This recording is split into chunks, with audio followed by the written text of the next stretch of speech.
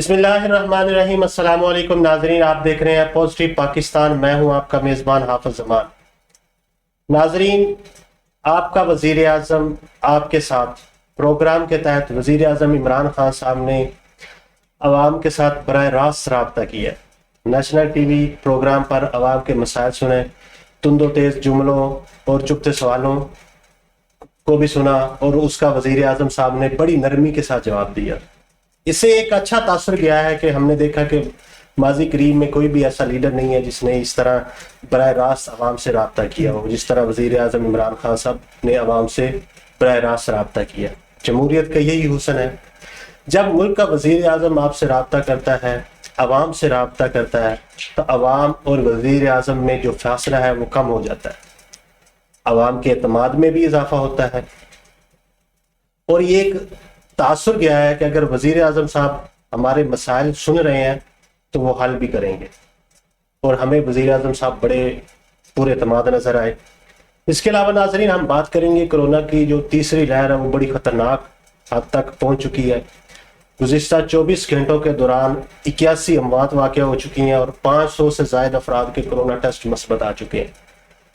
ये जो कोरोना है वो ख़तरनाक सिर्फ पंजाब में नहीं हुआ, बल्कि इसने KPK में भी अपने पंजे गाड़ लिए हैं।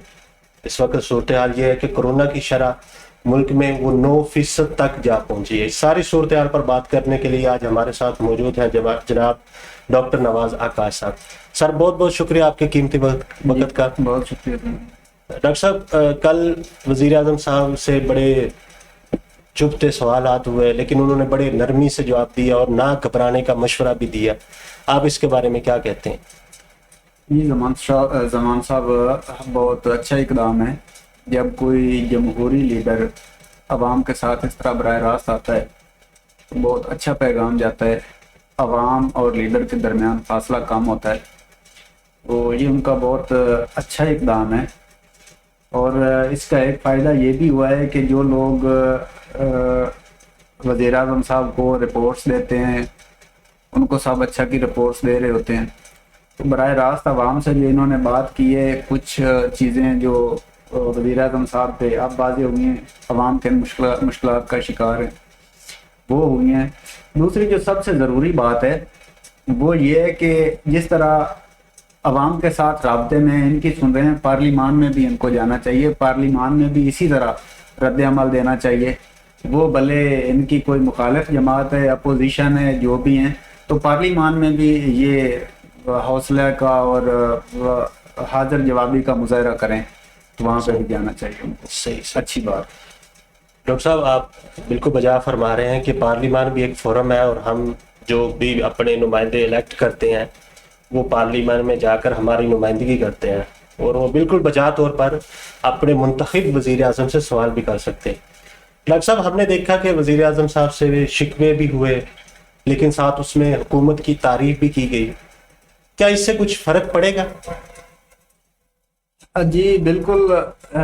जमान साहब, जिस तरह वज़ीर आज़म साहब आज आवाम के साथ बराह रास्त आए हैं, इससे पहले ज़ियाउल हक साहब के दौर में जी इस तरह का जो मुजाहरा किया गया कि उनको, अगर उस वक्त मोबाइल कॉल्स इतनी नहीं थी तो उनको ख़त लिखते थे लोग, जी, और हर ख़त का वो जवाब देते थे। तब वो सदर पाकिस्तान थे।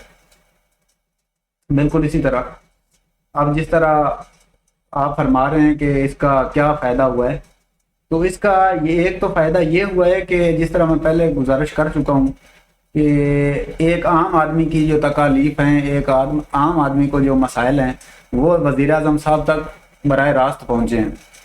क्योंकि जो इनको सब अच्छा रिपोर्ट दे रहे होते हैं, या इनके जो स्पोकमैन हैं, जो अपनी कुर्सी बचाने के लिए सब अच्छा कहते रहते हैं, उनके भी पोल खुलेंगे।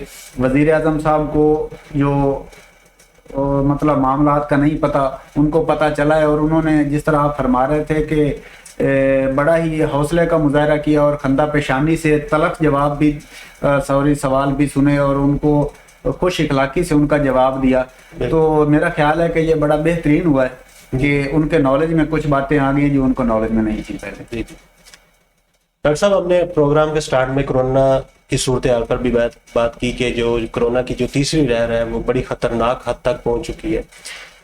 پہلے تو ہم یہ بات کر رہے تھے کہ پاکستان کا جو سب سے بڑا صوبہ ہے پنجاب, آبادی کے لحاظ سے آبادی کے لحاظ سے رقبے کے لحاظ سے بلوچستان ہے. آبادی کیونکہ زیادہ ہے تو اس میں جو افیکٹو کیسز ہیں وہ بھی سب سے زیادہ ہے, ظاہری بات. لیکن اب جو تازہ ترین صورتحال ہے اس میں کے پی کے میں بھی کرونا نے اپنے پنجے گاڑنے شروع کر دیے ہیں. جی اگر ہم اس کی شرح فیصد بات کریں تو وہ 9 تک جا پہنچی ہے. تو کیا آپ یہ سمجھتے ہیں کہ ہم نے پہلی لہر اور دوسری لہر سے کچھ نہیں سیکھا جو ہم اس محض پر پہنچ چکے ہیں؟ جی ایک آپ بدقسمتی کہہ لیں اس کو ناسمجھی کہہ لیں, یا شاید مجھے یہ لفظ نہیں استعمال کرنا چاہیے کہ جہالت کہہ لیں. اس سے پہلے پاکستان میں انتھراکس آئی, جی کانگو آئی, پولیو آئی, لوگوں نے اس کو سیریس نہیں لیا. جی یا یہ کہہ لیں کہ لوگوں کو پتہ ہی نہیں ہے کہ یہ ہے کیا. جہاں جہاں پہ یہ جو موذی امراض ہیں یا یہ وبا جہاں جہاں تک گئی ہے, آپ تاریخ پڑھ کے دیکھیں. جب کوڑ کی مرض آئی تھی کراچی میں, سٹی سے باہر انہوں نے ایریاز مقرر کیے ہوئے تھے, وہاں پہ متاثرہ لوگوں کو زندہ جا کے پھینک آتے تھے, اور یہ ایک حقیقت ہے. جی کیونکہ اس کا علاج نہیں تھا تو دوسرے لوگوں کو بچانے کے لیے ان کو زندہ ادھر پہ کتنی تکلیف دہ بات ہے. لوگ اس کو سیریس نہیں لے رہے ہیں, ایس او پیز فالو نہیں کر رہے ہیں.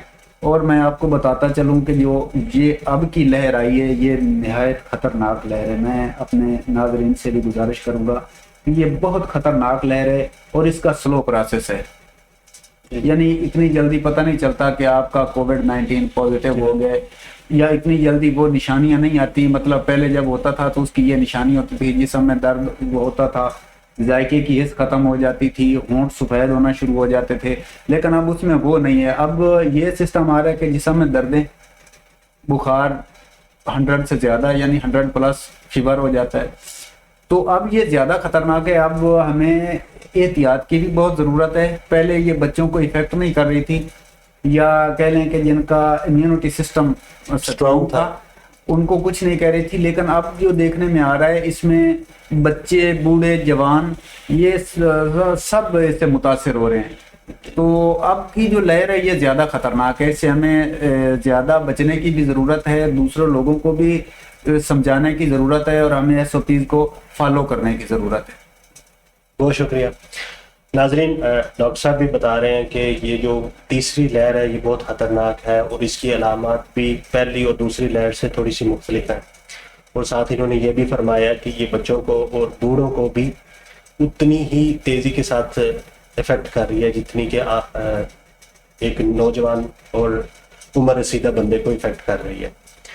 تو وزیر اعظم صاحب نے بھی اس پہ ایک وہ بنایا ہوا ہے کہ آپ میسج کریں اور اپنے آپ کو رجسٹر کروائیں. اگر کوئی بھی 50 سال سے زیادہ عمر کے افراد آپ کے گھر میں موجود ہیں تو آج ہی ان کو رجسٹرڈ کروائیں اور ان کو کرونا ویکسین لگوائیں, تاکہ آپ کے جو عمر رسیدہ لوگ ہیں ان کا سایہ آپ پر محفوظ ہو جائے.